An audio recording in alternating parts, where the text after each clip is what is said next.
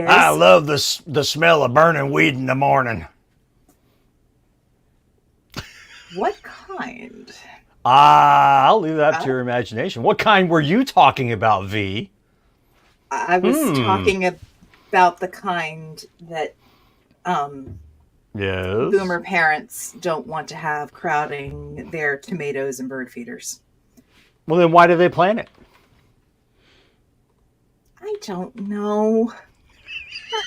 These you're asking me questions to are guess. so hard. You're asking me to guess the machinations of a mind that I have been trying to figure out for 40 plus years, and I've just kind of given up, and I nod and smile. That's all I can do. Okay, fine. I was gonna ask you to elaborate on this and go into some, crazy thing and everything and explain all sorts of wild stuff. Instead, you just went thud.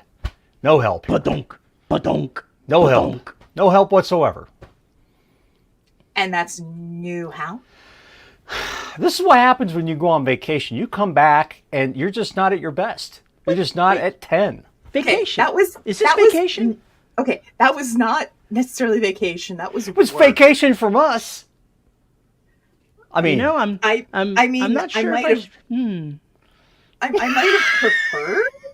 I mean, there's significantly less drama, sometimes more intellectually stimulating conversation. But I mean, I have pictures. I looked really good, so there is that. My makeup was on point for being in a space that had absolutely no air conditioning. So, hey, Xander, all you have to do is not watch, this is true. buddy, if you're going to be like that. Well, we've wasted 2 minutes. Now I can say, howdy, folks, and welcome to another episode of the Dead Robot Society. I am Paul E. Cooley. Joining me today, Veronica Jaguar, back from her journeys to the other side of the planet, wherever that might be. And, of course, Terry, Mr. Curmudgeon Mixon. Dude, why are you so contentious? It's just like you're just asking for a fight. Just asking for a fight. There is no contentiousness here. There is contentiousness here. The whole, begging for a fight, isn't that a Texas thing anyway? Oh my God. There ain't room enough for the two of us in this podcast. It's going to be another episode like that. Oh, Jesus Christ. Help me, please. Someone. Anyone. Anyway, V, what the hell have you been up to creatively or otherwise? Well, let's see. Otherwise, I wasn't here last week because I was helping my siblings celebrate my parents' 50th wedding anniversary. It's code. Which was a total surprise. All that's code. It's code? Okay. It's code. We know where you were at the secret bowling alley, mano-a-mano Hunger Games type thing. Hunger Games with bowling. That's what you were up to. You're all this stuff about a wonderful surprise party. That's all cover. Well, no, because if you want Hunger Games with bowling, high school bowling season has already started, and I volunteered as tribute to be the assistant bowling coach again. So you know what? I'm already in whatever district, and I haven't read the books. I don't know. So yeah, it's been that. And yesterday I moved a kid into the dorms at college, so I am down to one child in my house. And at the moment I am finishing a gift for someone because I have to go to another party after all of this. So pardon the frantic crafting. But Frantic crafting. It's my new, It sounds like a Diablo spell or something. Yeah. Frantic crafting. I can craft at 2 times speed. One, that would be awesome. Two, that reminded me when we were getting ready to leave campus yesterday and head back in Florida rainstorms. I walked out of the dorm and there was this kid, and he had his phone and he had a bag from one of the stores around, but the shirt just said Bard. And I'm like, some things never change. You're going to find, look, you'll always, Mr. Rogers said, look, you'll always find the helpers on a college campus. Look, you'll find the nerds. You'll always find them. So yeah, that's been, and creatively I've been prepping audiobooks and writing and doing iterations of outlines because that's how I roll. Excellent. Excellent. We'll get to that last thing in a minute. Terry, Howdy, you better hi. have good news for me. You better have great news for me or I'm going to start singing Foreigner songs. Do I have a choice on which Foreigner song you would sing? No. I am going to say I have no good news because I am very curious about how this is going to turn out. I got to look up the lyrics now. Fuck. God damn it. Why don't you tell us how if it's true? It doesn't matter if it's true. I just want to hear you sing Foreigner. That's all. You really left me no choice. You left me no choice with this answer. I mean, I started to think of songs like, wait, no, that's Whitesnake. No, that's Journey. No, that's I Kansas. know. I know. Don't stop believing. That's Journey. Is it? Yeah. All right. Hold on to All it. right. Are you really going to make me punish chat like this? I am, because why wouldn't I? Well, because they'll start dropping off the stream.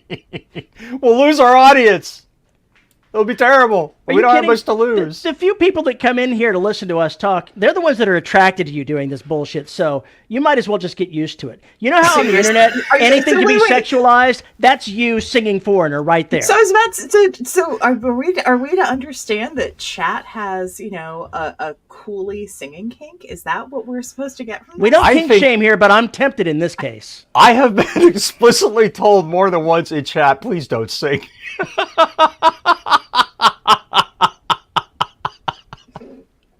I've been told that my mother had people turn around in church to ask her to please not sing.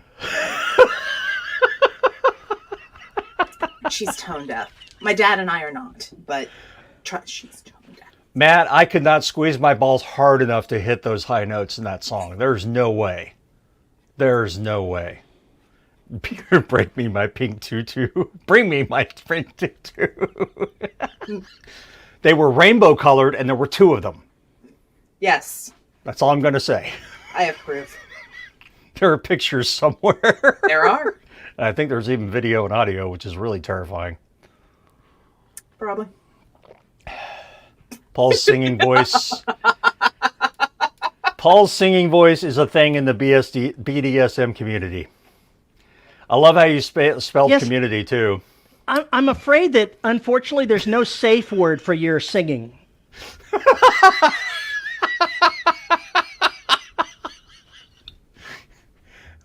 We're not going to sing. Terry, how the hell are you? What have you been up to? I've got a little bit of writing done. I'm feeling better health-wise, so Yeah. I've got no complaints there. I feel like it's been productive, but I still haven't had my Foreigner singing, so where is it? Oh, God. Fill my eyes with that double vision. All sounds right, better here we with the go. bass line behind it. Dropping from There you go. 7 people watching to 2, and they're gone. And a heart. We call it horrorcore.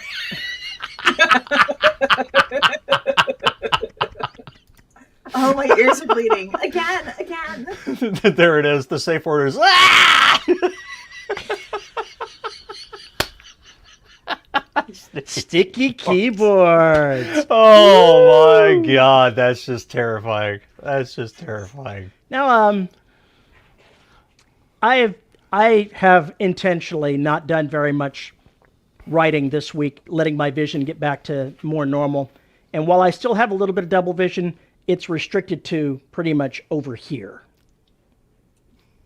So it started out at about half right in the front, going that way, and the line of where it's doubled has been slowly sliding to the left. And so it's now clear enough to where I can drive without having an eye patch on and that kind of nonsense. But I'll get back to it tomorrow morning with the regularly scheduled writing. Well, take it easy. Don't go too crazy too fast. Well, that's been my week of taking it Good. easy. So All that's right. what I have intentionally been doing. And tomorrow, since I'm feeling much better, I'll get back to it. Okay, cool. Okay. Matt says, "Hey, I'm wearing headphones. Warn me if you were going to do that again." I thought there was plenty of warning. Well, you know, I think logging into the show should be warning enough. we need a trigger warning. Paul is on this show. Paul is near manic. Expect singing, and God only knows what else to happen. So there you go. Yeah, that V's gives that look. We'll get to outlines in a second. What the heck is an outline, and does it cause indigestion? Yes, it does. Okay. I'll explain a little later. Let me explain this to you. Why I think this is an important skill, regardless of how closely you stick to it or abandon it. But I'll explain out why it's an important skill. But first off, I've written 10,000 words almost on a new novel. I've got, I think I'm quarter way through, maybe a third, Well, damn. So we'll see. We'll talk about that when we get to outlines. But I did the thing that I've always hated about people who read my documentation, which is skip step 1. I skipped the first chapter, started on chapter 2, because that's where my head went. So that's where I went. And now I'm not even sure I'm going to use chapter 1 at all. But we'll see how it goes. But it's been good. I've been doing a lot of research. I haven't done anything in the ocean in a while, not since Oceania, really. So I'm enjoying going back to the ocean to do stuff. And this is much more deep than Oceania was, so there's a lot more things in play. 10,000 words, a third of the way through. I presume you mean a third of the way through the first chapter. I'm writing a short novel for once. Target is under 50K. I think I can make it happen. I'm pretty sure I can make it happen. And so they weren't kidding. They weren't kidding about the length on that. And talk about that later. Okay. There are reasons. What? Anyway, so it's not going to be a very, very long book. I don't intend it to be a very long book. It's going to be a nice script for a movie, I think. Anyway, I'm having a lot of fun with it, and I'm just getting to start throwing hand grenades at the characters. We threw some duds at them. Now we're going to throw the live ones. So the story is about to take off big time. I can't wait. I'm so excited. And I just can't hide it. So I'm trying to write this really fast. So I've given myself a deadline for it, and I've got to race. The idea is to get the first draft done by the 15th, and then have the final draft ready on October 1st. That's my plan. All righty-dighty then. We'll see if I can make it. Because I also have to finish recording Evolution. I also have to finish up on Extinction. And I have to finish recording An Ancient Trap, and then I have to start recording Oceania. This is going to be a busy end of the year for me. Let's just say that much. I was about to say, your Q4 is a bit full there. Yeah, Q4, it's usually how it happens. So, holy cow. Rowdy Rooster says just wrote under 33K words this week. Best week this year. That's a pretty good clip. Yeah. Awesome That's a very good clip. So, outlines. Mm-hmm. We've had this chat before. I mean, we've talked about on this, but I think there's one important bit we did not bring up last time we talked about it, and we'll get to that in a minute. What is an outline? Roadmap. In simplest terms, it is what is A, B, and C in the story, and how do I get from A, B, and C? That's really what it is. So if I have a story, I enter the house, I do something, I leave the house. 3 scenes, right? So in those 3 scenes, a lot can happen. A whole lot can happen. Just from me getting to the front door. And let alone what happens inside, and let alone what happens when I leave. So you want to know what those things are. So basically you expand that, and now it's an A, B, C, D, E, F, G. You have an outline of how you're getting from each place to each place to each place, and what happens there, a general idea.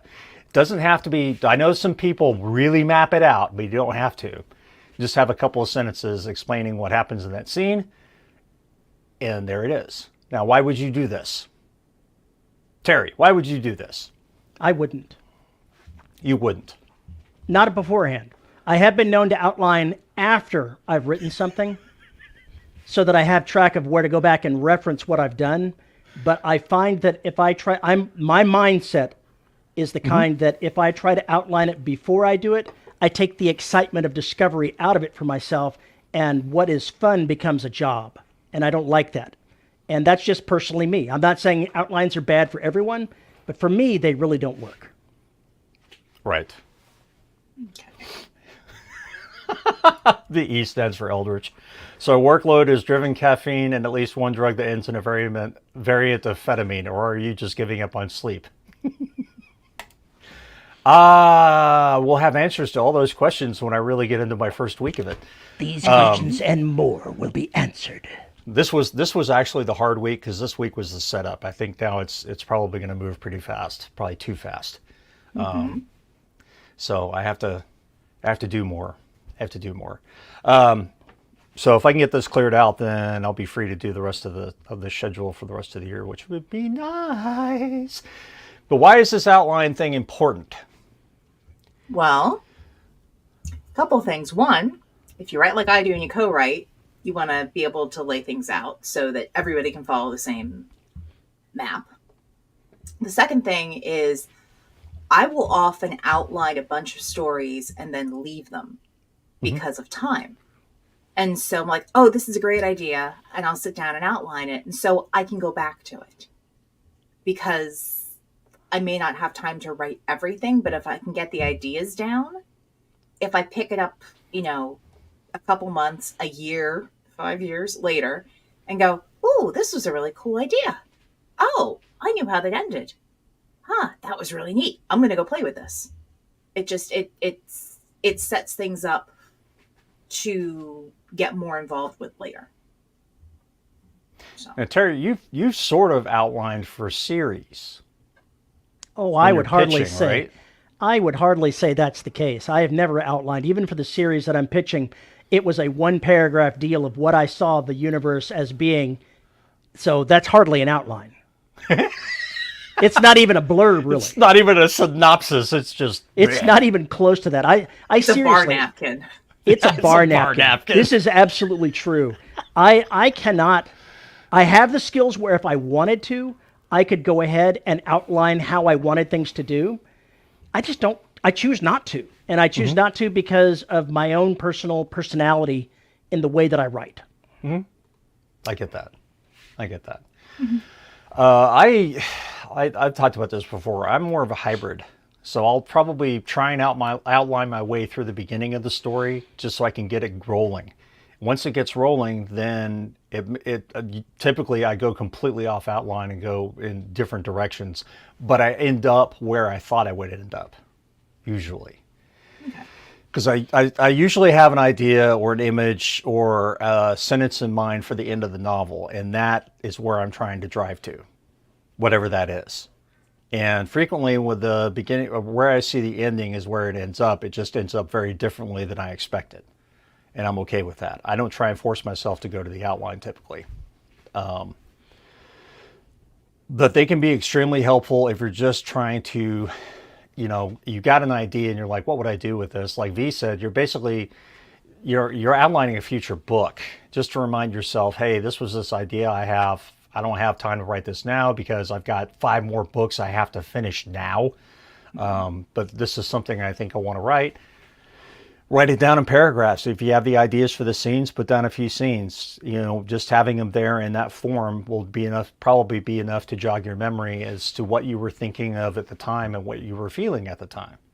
I would go and I outline portions of the Soul and Beyond books that I haven't written yet. Just so I can try and still get the universe mythos in my head and keep it alive. And I will do that from time to time because it's kind of fun. If I wrote this, how would it go? So there's times when it can be very helpful for brainstorming as far as getting through, a plot problem. Sometimes skip the scene that you're in and see what's supposed to happen afterwards, and that will help you, get through what you're doing now. So there's all sorts of tools and tricks to use and reasons to use outlines. But one thing we haven't talked about, except for V touched on it, is if you're doing a shared world or shared writing where, you've got more than one person working on a document and it's collaborative, The outline is how you live and die by what it is you guys are trying to do, because people have to know what the right hand needs to know what the left hand is doing.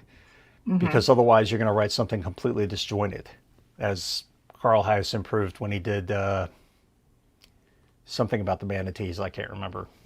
Anyway, they've shuffled one story through like 7 or 10 different authors. Oh my gosh, he's doing things to manatees. Somebody should call someone about that. I mean, they're endangered. I don't know why are you literally molesting that was why manatees? that was the whole point of the book, was talking about how they're endangered manatees. I can't remember what it was called though. Anyway, regardless, trying to pass the same story out through 7 different people and them not knowing exactly what's going on ends up in a disjointed mess. But that means the outline is there for communication. The outline, or a detailed synopsis, is how you communicate what it is that you think this book is going to be to someone else. That skill is invaluable if you are trying to go after small presses and you haven't written the book yet and you're pitching to try and get somebody to purchase the book beforehand, or trying to get them to be your distributor, or whatever other reason. I think it's an important skill to have, even if you never end up using it, to, like Terry said, go back and outline a book that you've already written, or a story that you've already written, and try and figure out how you got from A to B to C, and get an idea of how you would tackle that in another story. It's a skill that you build up, and then it's something you can use to go after a publisher. Or if something just lands in your lap, you can basically go pull that outline and say, hey, I've got this. I've never wrote it, but I did all the research or whatever else for it, and I'm ready to write it. Is this something you want?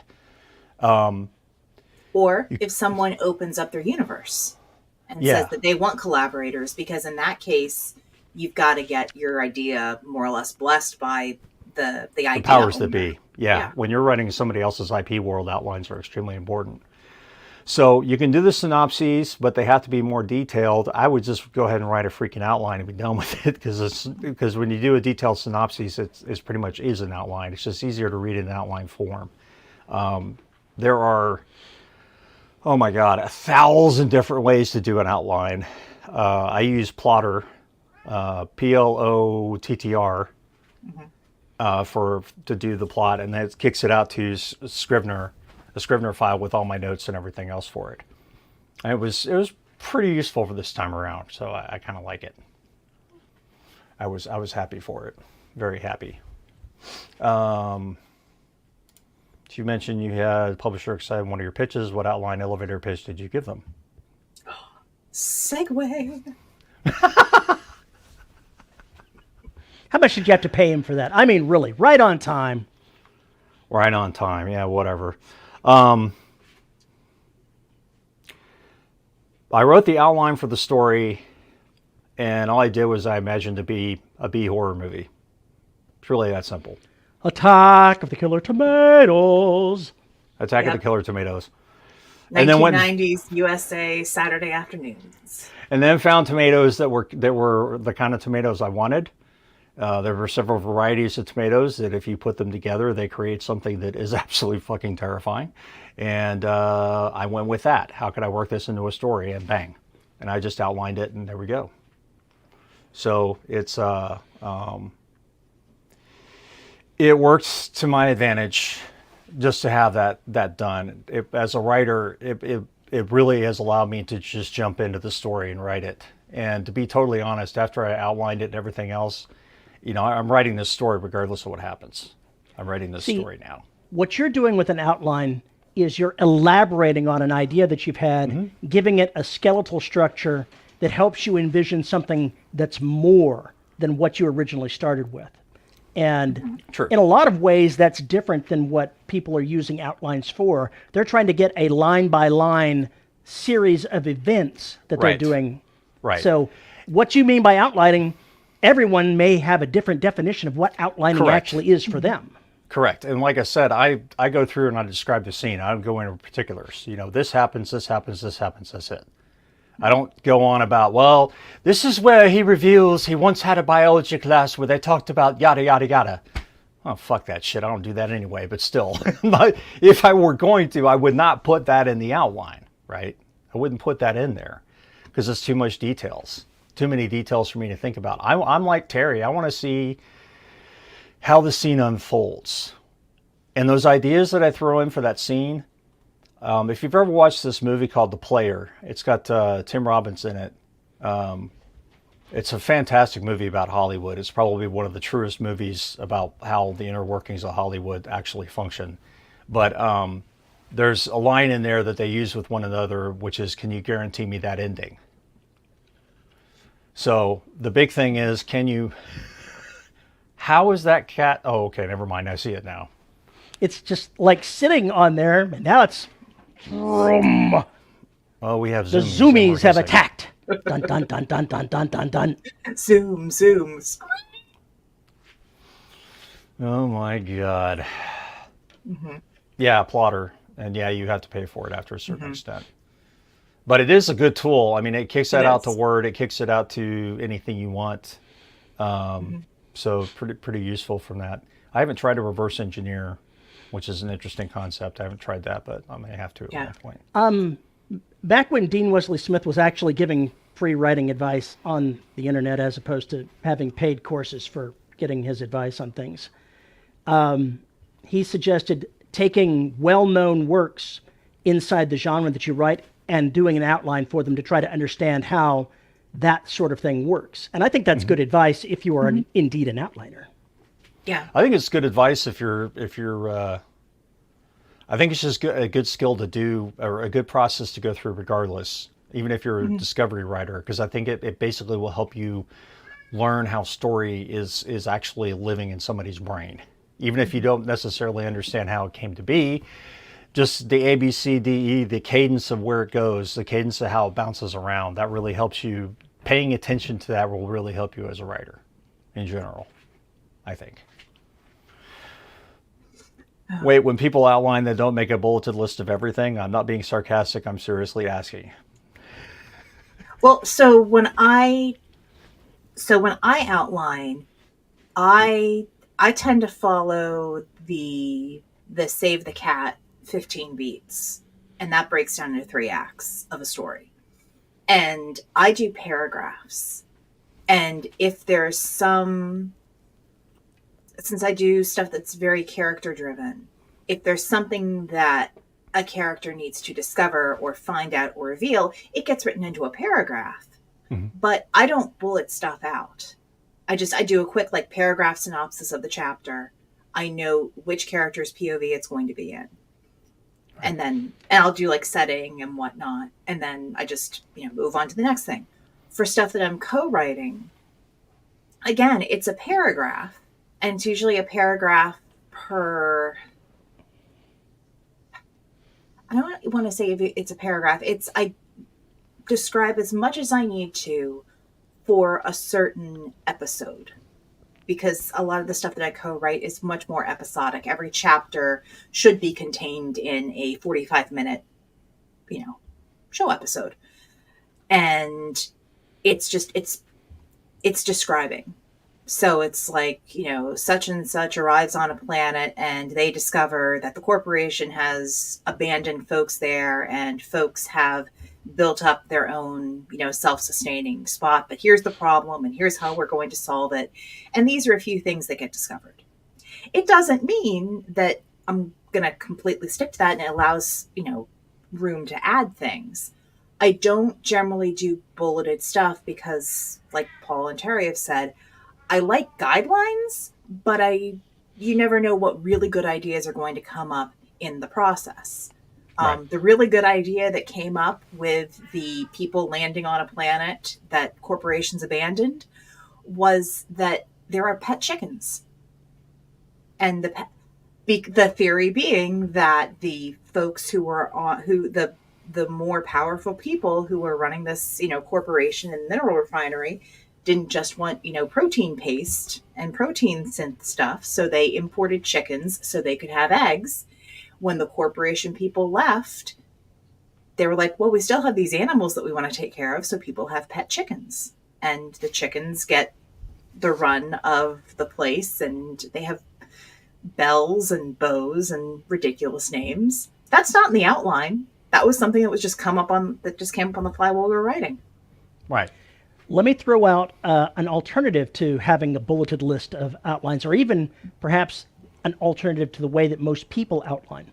Rather than dealing with an outline of events, you could have an outline of the scenes that are coming up with the emotional beats that you want to hit during those scenes rather than the events. There's any number of things that you can put there, like how the cat is going to sit behind you and groom your hair while you're... And then you're going to lose your internet. Mm-hmm. And you're going to robot.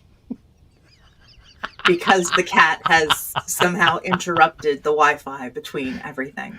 He's absorbing the power of my brain cells and internet because he only has one. Internet or brain cell? Yes. When I outline, I usually, if I have I count a chapter as a scene or a group of scenes, depending. And basically, that's what's going to happen in this beat. And I usually have a name for that chapter. And this is my guidepost through the rest of the deal, is just looking at chapter titles. And sometimes I'll do that where, like in Soul and Beyond, when I was working on Derelict and trying to get the ending right, I had these beats with titles, but no description. It was just a title of emotion or what needed to happen there. Just, I knew what it was just in the title. Run Like Hell. All right, I know what that is. Let's get there. And that helps me figure out what the pacing is and where the beats are. Mm-hmm. So it's just there's 1,000 ways to do it. As we always say, you got to find the right way for you. So I'm outlining when I go to stop for the day and write a note about what I know is going to come next, or when I get ideas for later in the book and note them. Both. Why not? I would say both. It depends on the system that you use. If you use Scrivener, makes it really easy to go and plot stuff out and to add notes in the notes area and not necessarily in your document. Insert a scene. Yeah. We'll do whatever. And even just throw a scene in there and, put in the notes, this is what needs to happen here. Or rather, this is where this scene needs to end up.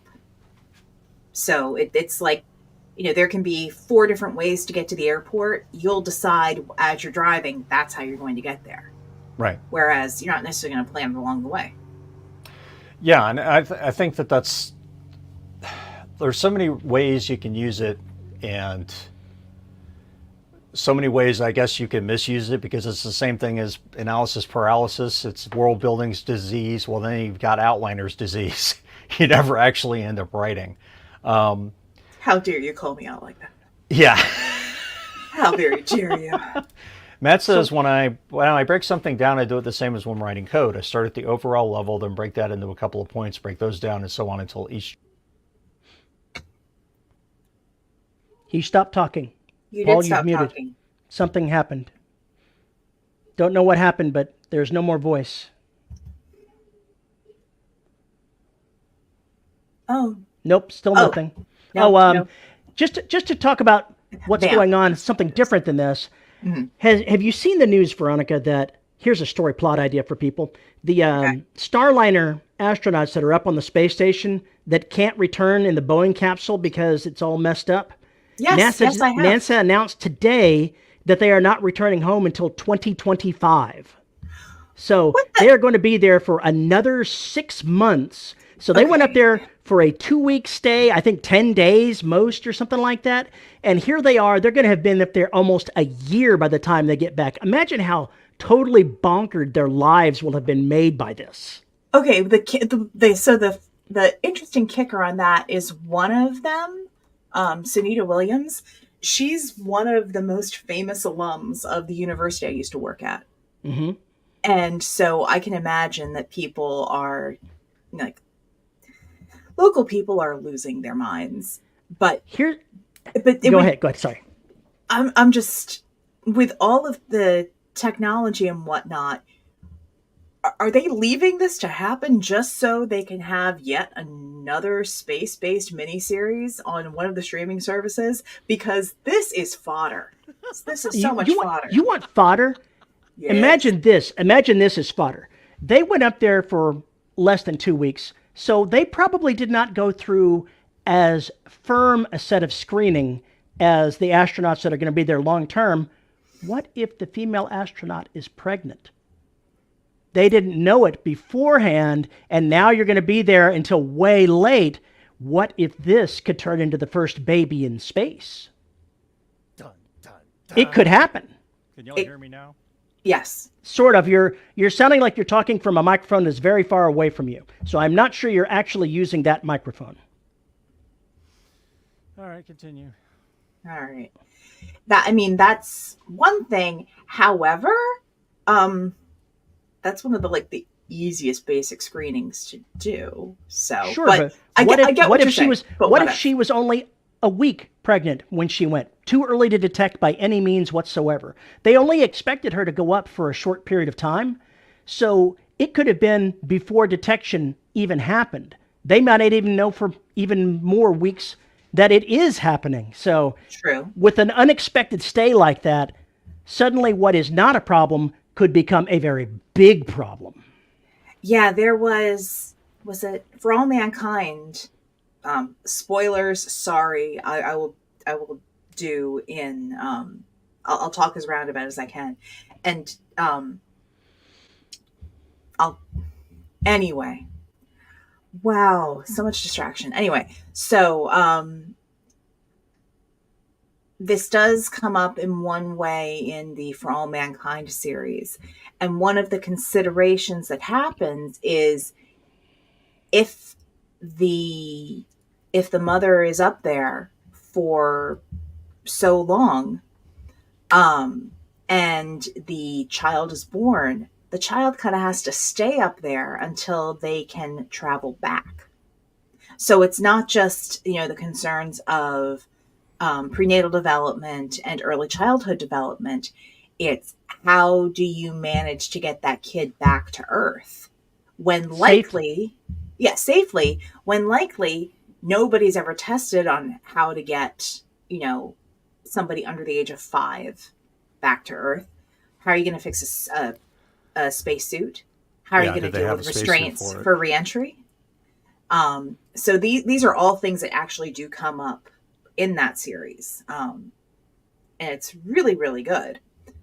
So, I certainly hope that this set of circumstances does not develop.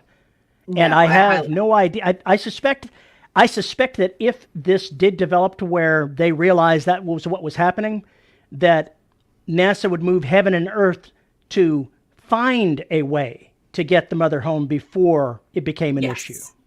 Yes. Because there's a sweet spot. I mean, there's a very, very small window where you can, I guess, do more extreme stuff. So you'd be looking at probably a second trimester, not a third trimester. I mean, cruise ships won't even let expectant mothers travel after 5 months. JR says gravity is required for pregnancy. They tested this on rats. Rats or rabbits? Oh, rats. Okay. Well, yeah. Well, he said rats. He corrected it after it. So,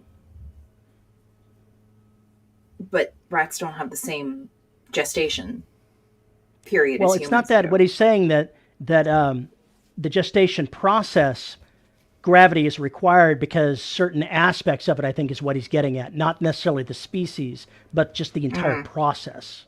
Okay. I've been through it 3 times, never had to deal with 0G. So. Yet. That factory is closed, thank you very much. I have other things to do with my life. So, but. Anyway. You have Can to we get excuse back me, on I'm waiting for topic? the leaf blower to move. Oh, okay.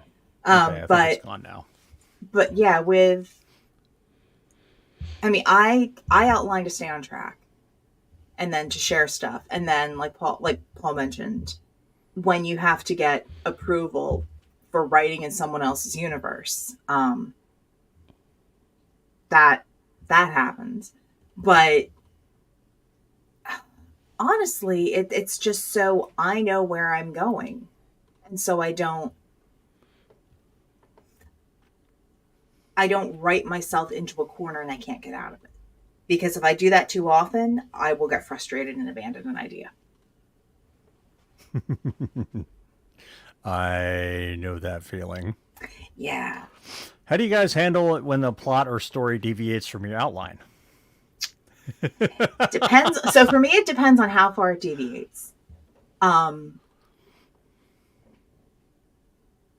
Sometimes a good idea will add to things and allow you to adjust and invite that.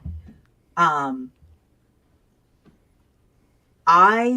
when I'm co-writing and everyone has agreed on something, small changes are great. I get really, really annoyed when it's like, hey, let's change the outline now. We're 40,000 words into this. No. But that's because I don't like wasting time. But that's me. So I think it depends on how far into a story. But then again, I outline several times. So I'll do general ideas and then I'll flesh things out more and more. And often the changes will come in those iterations of the outline. Right. And then by the time I get to where I actually start writing, it's pretty much set. JR says my outlines have room to adjust in the moment. I try not to be rigid in outlines, even if I'm making one for a publisher or whatever else. And I guess I've done three or four now that way. You have to build up enough ambiguity so that you leave yourself some outs. Mm-hmm. In my humble opinion, that's why I try not to get too detailed, because the more detailed I get, the more I'm restraining myself and making a promise that I kind of maybe have to deliver on, and maybe have to explain later, hey, I dropped this from the outline because it didn't make any goddamn sense, and hope that they'll be okay with that. Mm-hmm. Or, hey, I decided I'm going to go in this direction. The question might be, can you guarantee me that ending? Can you? Because that ending is part of the hook for them. Yes. So, even if you just basically make it a question of who survives kind of a deal, even if you make that in your pitch, who survives, they may want to know who survives. Mm-hmm. You never know. And they may get annoyed if you change who survives. Or, hey, we didn't talk about a sex scene in chapter 4. So, there are some things that probably, you kind of have to be careful with. And, mm-hmm. if they're going to try and find out if you're going to get held to an outline. Yeah. Sometimes the pitch really comes down to it. The outline shows that you know what you're doing, where you're going. That's what it is, 9 times out of 10. If it's more than that, then I don't know if that's really what publisher I want to work with. You must do 1C. 1C must happen in chapter 1. No, I don't want that. I don't want to work for that. To quote Pirates of the Caribbean, it's more of a guideline than a rule. Yeah, okay, I can see that. I can totally see that, yeah. Yep. That makes sense to me.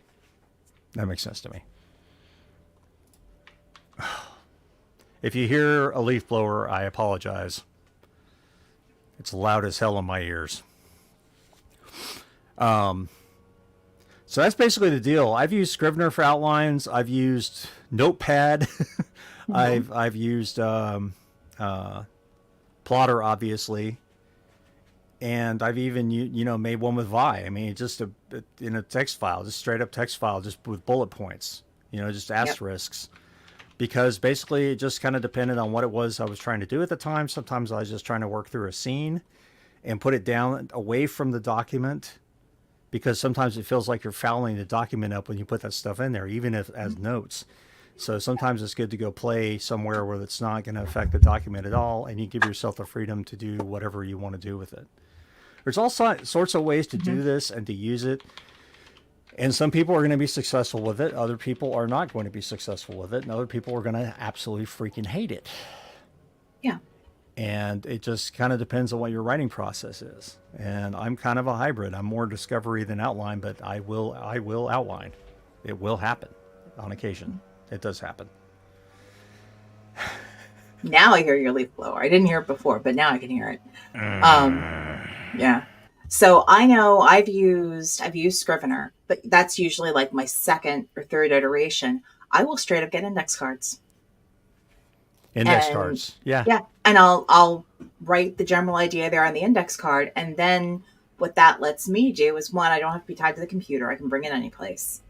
And then I'll break out a notebook. So I'll get just one of the little composition books and staple or paper clip the index card to whatever page and then flesh it out there. And sometimes it's just like stream of consciousness. Like, I can do this. No, that's a dumb idea. Or maybe I'll move this to another spot. And then when I'm done, next scene, next card. And then when I want to type it up, typing it up can also change it. Then I figure out what I want to keep, what I want to throw away. Yeah, I just basically think if you're having problems or you basically want to try and make your next book a little bit easier, maybe your process didn't go so well, then it's something you should consider even as a discovery writer. Just basically see if it's something that works for you. I know people who outline an entire short story in one paragraph. Yep. And That could work, yeah. And you can see that happening. I've outlined entire books in 3 paragraphs and sold books on 3 paragraphs. I've sold Name 4 this on tune 3 with paragraphs. one note. So, I mean, I think it's a very important skill to have and something that's good to know how to do when you get stuck or you want to incorporate in how you're doing, or if you're trying to outline your world. Yep. Those outlines are also good for lore. Even if you're not going to write a huge thing, it's lore that's basically this happened at this time or whatever else, and you can put time markers on it and see where it is. It'll make it a little bit easier to work with maybe than an actual honest to God timeline, because maybe the timeline, it doesn't really matter when it happens.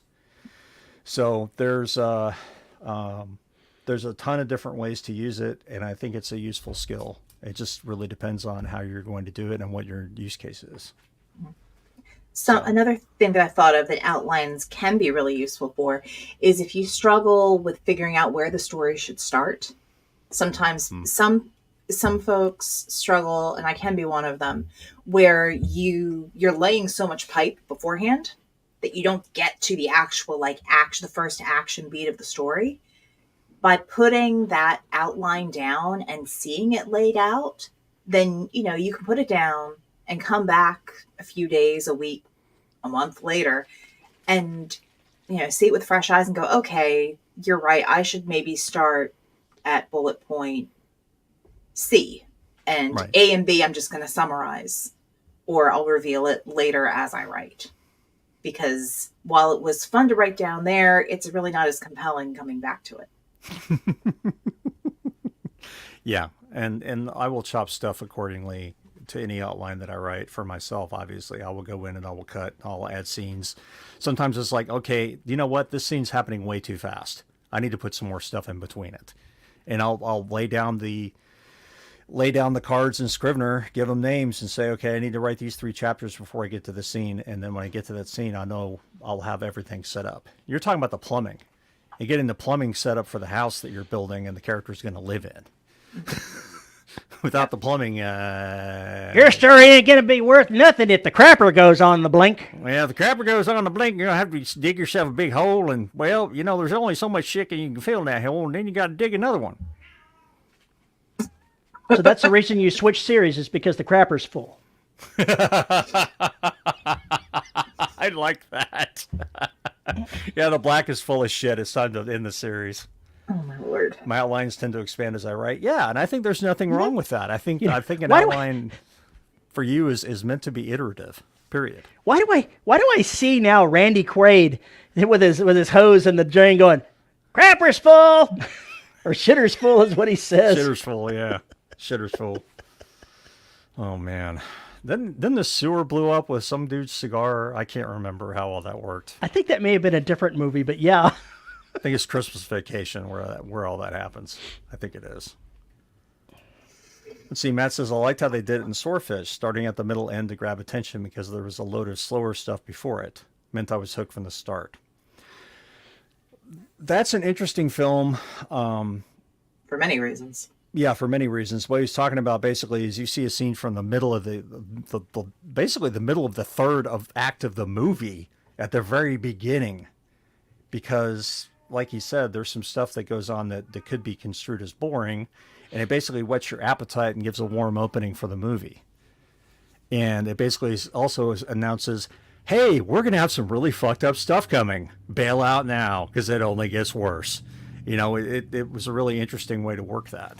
And I like the way they did that too. I was about to say, it sounds like a lot of the Deadpool movie storytelling. Start with action, stop, Yes. freeze frame, and go, by the way, you're probably wondering how we got here. And with certain stories like noir detective stuff, and action adventure series, I can see how that works too. And you go back and you look at those movies, and you could see all that stuff happening. The Gentleman is the same way. They show you a scene that happens in the middle or third of the third act, middle of the third act, and you see it at the very beginning of the movie with no context, without any context at all. And it's wonderful. It's a wonderful way to start a film. I think it's a good way to start a book, and depending on what you're writing. JR says, I would love for Terry to write that in a space opera. What, Crackers Full? Did they cover that on Lower Decks? Did they talk about the poop deck? I forget. Cat break. We have a fluffy cat who's causing I've snagged her. problems. She's been running berserk and rampant, so she doesn't want to be held. She wants to get down so she can go zoom some more. Dad, I don't want snuggles. I have things to do.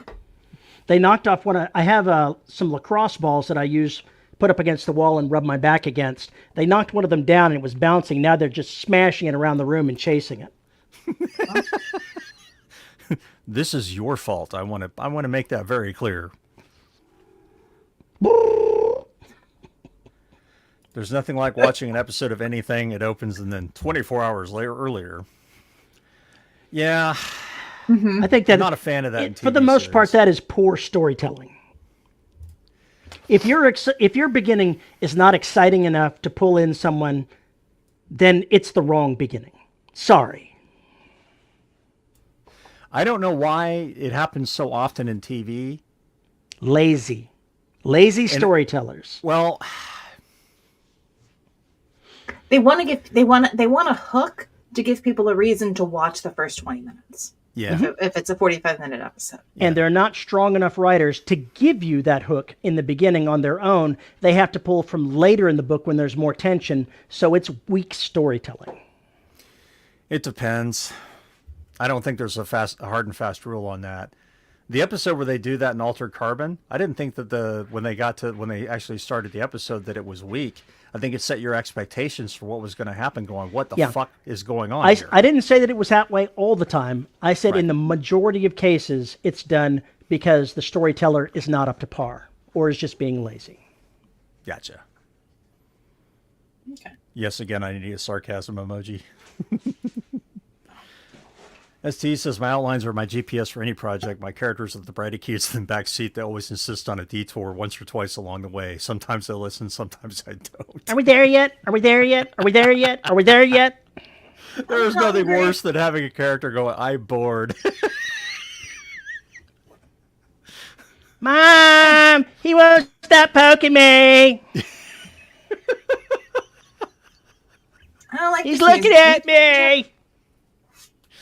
Oh, God. I can hear what's coming out of his headphones. They're too loud. Why can't we listen to it more quietly? So I have headphones. Well, then I can't hear it. Siblings. Uh-huh. Ask me how I know. Please ask me. I think there's a point where you can let the kids play, but eventually you have to grab them and throw them on the right track. And if you get too many subplots, then there's something wrong, I think, with your main plot. If you keep jumping off again and again and again and again and again, you're either writing an RPG where everything's a side quest. Well, you know, maybe Paul, that's the point. I think the proper answer to use where you have to take control is when the writer turns around and says, "Don't make me turn this short story around." Don't make me cut 2,000 words of this because you guys won't behave. No, we'll be good. We'll be good. Is that really how it works? No. I didn't Not think exactly. Matt says, character, I'm bored. Writer, hold my beer. That's pretty much it. Yeah, right there. I was telling, I wrote this on Mastodon. I may have put it on Facebook too, that I imagine Shadow sitting next to me looking at the outline going, hey, what's the problem? And me going, I don't know what these people are going to do in this scene. And he was like, attack them with a halibut.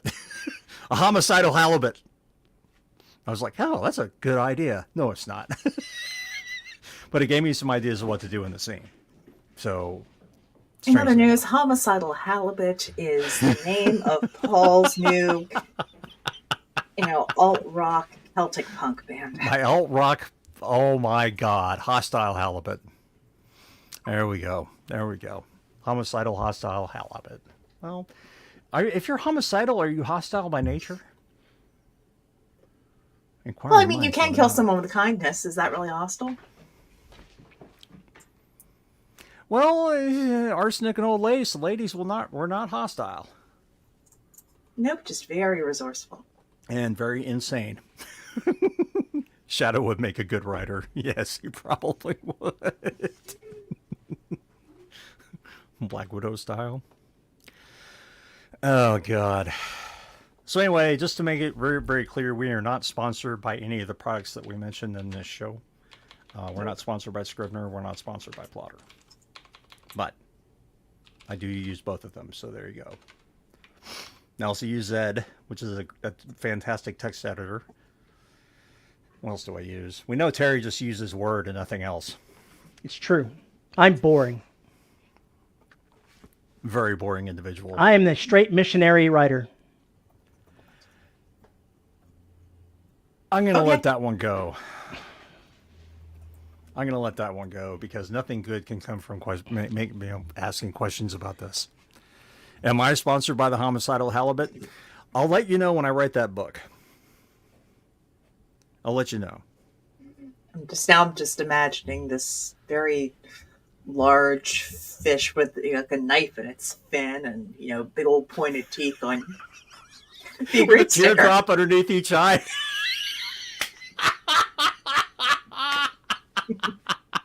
The waves made me, man. With a tattoo on the belly that says Spawn.